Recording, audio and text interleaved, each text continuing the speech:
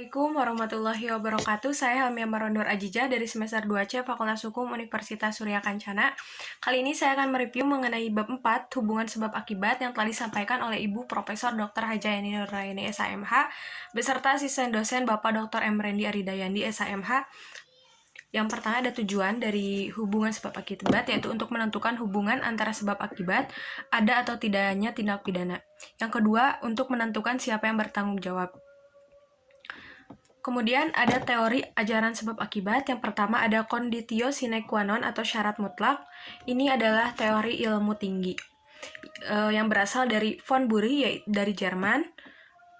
Tiap syarat adalah sebab dan semua syarat mempunyai nilai sama. Apabila satu syarat tidak ada, maka akibatnya akan lain. Kemudian baik syarat positif maupun negatif sama-sama sebagai penyebab timbulnya akibat. Sehingga jika salah satu syarat tidak terpenuhi, maka akibat konkretnya lain pula. Kebaikan dari teori conditio sine qua non ini yaitu mudah diterapkan tetapi menimbulkan masalah karena terlalu luas ruang lingkupnya berlakunya pertanggungjawaban pidana. Kesulitan dari conditio sine qua non ini yaitu teori membentang ke belakang sehingga tanpa batas.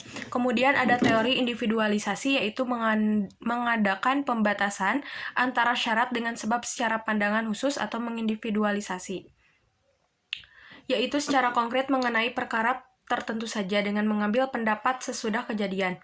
Dalam menentukan akibat dari sebab dilihat dari rangkaian syarat itu dilihat sendiri.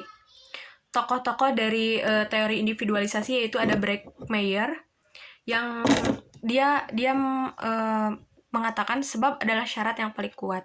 Kesulitannya menentukan faktor yang paling kuat itu apa ukurannya. Kemudian tokohnya yaitu ada Binding. Menurut Binding, sebab dari suatu akibat adalah faktor yang menahan dari serangkaian faktor yang unggul. Kemudian ada teori generalisasi, yaitu melihat peristiwa sebelum kejadian.